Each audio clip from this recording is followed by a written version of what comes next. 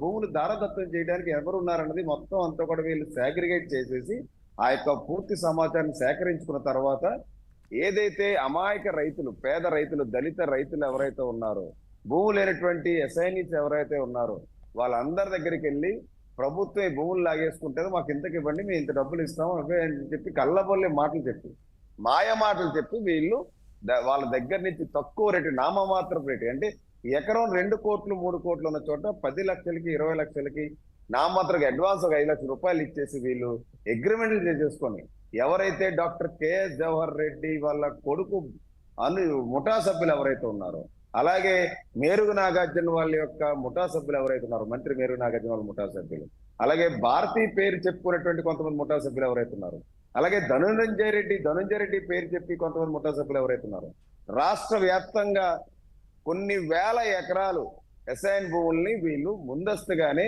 GO వస్తుందని ముందరే తెలిసి ప్రీ హోల్ సర్టిఫికేట్స్ ఇచ్చి తద్వారా వీళ్ళ భూములు కొట్టేయడానికి పన్నాగం పన్నం దాంట్లో భాగంగానే ఈ యొక్క అమాయక రైతుల దగ్గర నుంచి, దళితుల రైతుల దగ్గర నుంచి ఆ భూములన్నీ కూడా రాయించేస్తున్నారు.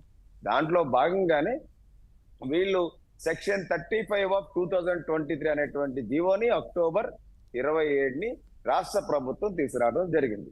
20 సంవత్సరాల కింద వాడు ఉన్నటువంటి రైతుకి, ఎస్ఐని రైతుకి, డి పట్టా వాళ్ళకి ఆ యొక్క భూమి హక్కులు అమ్ముకునేటువంటి హక్కును కల్పించేటువంటి కార్యక్రమాన్ని రూపొందించి ఆ యొక్క కార్యక్రమం ఆ యొక్క సెక్షన్ 35/2023 ఆధారంగా డిసెంబర్ 19, 2023 596 అనేటువంటి జీవోని ఇచ్చింది. ఆ 596 అనేటువంటి జీవో వచ్చిన వెంటనే అప్పటికే రంగమంతా సిద్ధం చేసుకున్నటువంటి వైసీపీ గెద్దలు ఎవరైతే ఉన్నారో, వైసీపీ గెద్దలు, అలాగే వైసీపీ మంత్రివర్గంలో ఉన్నటువంటి మంత్రుల అన్యాయాలు, వైసీపీ ఎమ్మెల్యేలు, అలాగే ఐఏఎస్ అధికారుల యొక్క బినామీలు, వాళ్ళ యొక్క అన్యాయాలు ఎవరైతే ఉన్నారో వాళ్ళందరూ కూడా రంగం సిద్ధం చేసుకున్న తర్వాత 596 జీవో రాగానే వచ్చిన మరుసటి రోజు నుంచే రిజిస్ట్రేషన్లు చకచకమని మండలాల వారీగా ఊర్లలో వందల ఎకరాలు రిజిస్ట్రేషన్లు అయిపోయినాయి.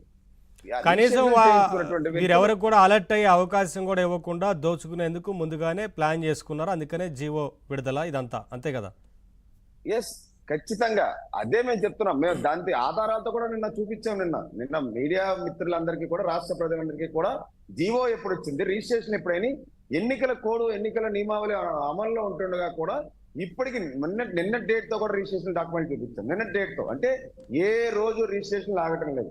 ఆగ మేఘాల మీద రేయం పగళ్ళు ప్రీ హోల్ సర్టిఫికెట్ల ఆధారంగా 22A నుంచి లిస్ట్ చేసేసి జియో నెంబర్ 596 ఆధారంగా పేద రైతుల, అమాయక రైతుల దగ్గర నుంచి భూములు వీళ్ళు ఏవైతే రాయించుకున్నారో, రేపు మళ్ళీ మనం అధికారులకు రాము, ఎన్నికల యొక్క రిజల్ట్స్ కనుక వస్తే మనల్ని బంగాళాఖాతంలో కలిపేస్తారు అని చెప్పి వీళ్ళకి తెలిసిపోయి ముందస్తుగానే దాంట్లో భాగంగానే డాక్టర్ కేఎస్ జవహర్ రెడ్డి గారు విశాఖకి ఈ నెలలో 3 పర్యాయాలు వచ్చారు.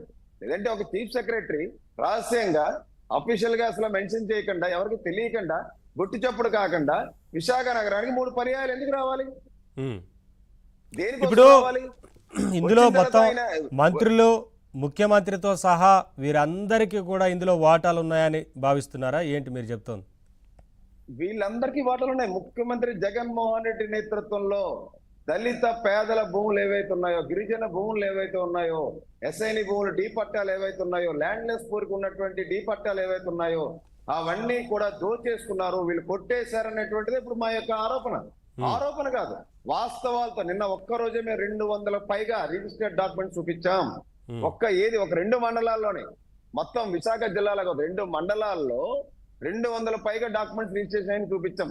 ఆ 2 మండలాల్లోని ఆ యొక్క సుభాష్ అనేటువంటి వ్యక్తి పేరు మీద 20-30 డాక్యుమెంట్స్ ఉన్నాయి. ఆ సుభాష్ అనేటువంటి వ్యక్తి ఎవరన్నాం, రుద్రరాజు అనేటువంటి వ్యక్తి మీద 70కి పైగా డాక్యుమెంట్స్ ఉన్నాయి. రుద్రరాజు అనేటువంటి వ్యక్తి ఎవరన్నాం, శ్రీ లక్ష్మీ రియల్ ఎస్టేట్స్ అనేటువంటివి ఉన్నాయి. అసలు వాళ్ళు ఎవరు? వీళ్ళందరూ త్రిలోక్ అనేటువంటి ఎవరు, సూర్రెడ్డి త్రిలోక్ అనేటువంటి వ్యక్తి ఎవరు బినామీ?